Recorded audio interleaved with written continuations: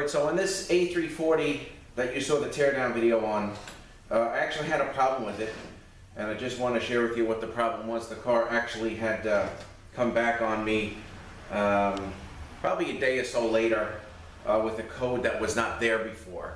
And the code was P0715, P0715 input speed sensor circuit, because this actually takes an input speed that reads this reluctor, the 16-tooth reluctor here.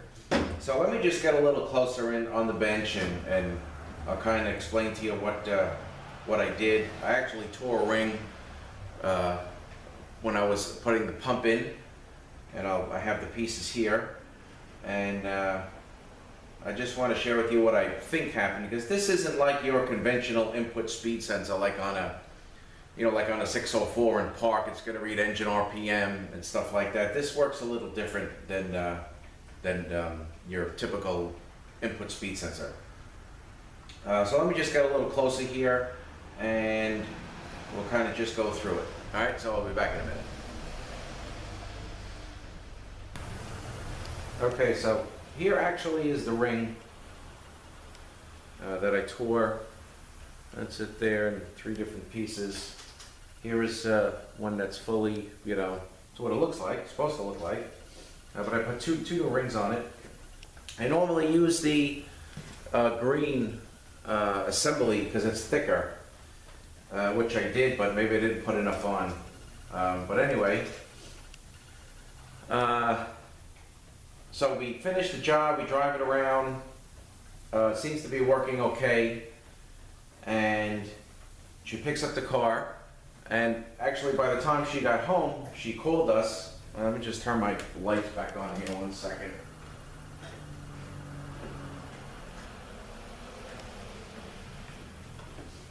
Okay, so she called up and says, hey, my check engine light went on. She just lives a few miles from here. And when the check engine light comes on, the traction light and all the lights come on that car. So she came back and I said, is the shifting okay and stuff? And she says, yeah, everything was okay, but I don't know why the light came on, because of course it wasn't on before.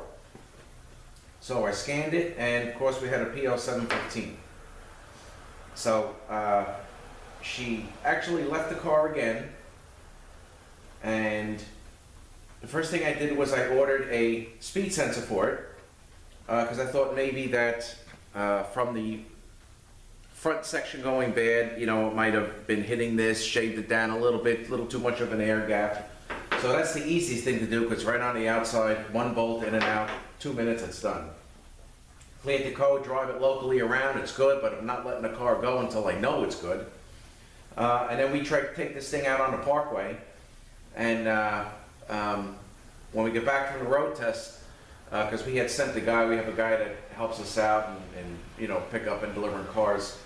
He took it out on the parkway, and he came back, he said the light was on. Scanned it, P0715. Okay, so now let's see exactly what's going on. So, bring it back inside, I put my lab scope on it with the new sensor in it, and my signal actually, at first what I'm thinking is, okay, with the new, since it came on, we know it's probably not the sensor, so I'm thinking one of these is probably bent that I missed when I put it together. So what I actually did was I put my lab scope on with this sensor on it. I drove it, had a real nice signal, and I used just for the heck of it, because it's just a 2-minute thing, I put the original sensor back in and drove it, and I compared the 2 signals, and the 2 signals were exactly the same. Because the signal, you kind of got to get like a clean signal up and down, and there was like a little bit in and up, so I just kind of wanted to compare the 2, and the 2 signals were exactly the same. So bottom line is, the code was not there before, it's there now, got to pull the trans out. So we pull it back out, get on the bench, pull the bell housing off, pull the pump out, and I find the ring is broken. Okay, and the way this actually works is, like I said before, this isn't like your conventional input speed sensor, like like a 604 or anything else, that when you have it in park, you'll have like engine RPM, you know, it should match the engine RPM or be very close to it. This actually is the coast drum, okay, and this is on the sprig. Okay, it turns one way, locks the other. So in park, you're really not going to get a reading. If you race it up, you'll get a reading, but you won't get a reading like if the engine's spinning 800 RPM. You know, this might maybe show 100. But if you race it up, you'll get a signal. And the way this works is when you put this car in drive, this spray, you know, locks. Now, when you start driving, you'll get a reading from the input speed sensor off this reluctor in first, second, and third. And then in fourth gear, the spray freewheels and the overdrive brake stops the drum from turning and the signal goes away. So basically, you have a signal on this in first, second, and third gear. Okay? And nothing in fourth, and really not too much in drive, like I said, unless you race it up. So all that seemed to be working okay.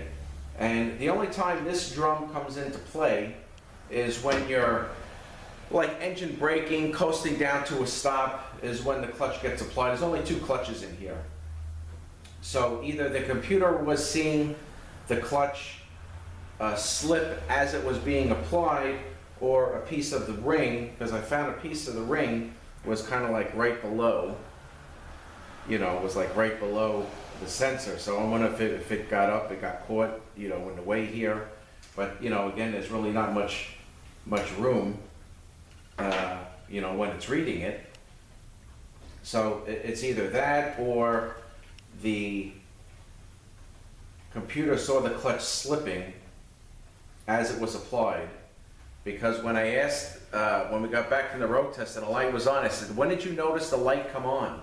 He says, you know, I think it's when I was coming off the parkways when the light comes on, which would kind of make sense because as you're coasting to a stop, this clutch may be applied. You know, it's applied for engine braking and you know, coasting.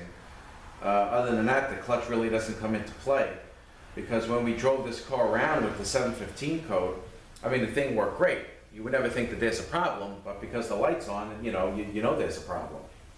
So, and then again, this thing freewheels in fourth gear. The overdrive brake clamps down, stops the drum, and the brake freewheels, and the signal goes away. So, you know, it was either one of the 2 things that I found. The car is good now, it's gone. We fixed it right away because, of course, you needed it. And I just wanted to share that you know, as we call in the industry, self-inflicted wound with you guys on this 01 Toyota Sequoia. So that's it for this. I just wanted to share that problem with you guys that I had with this.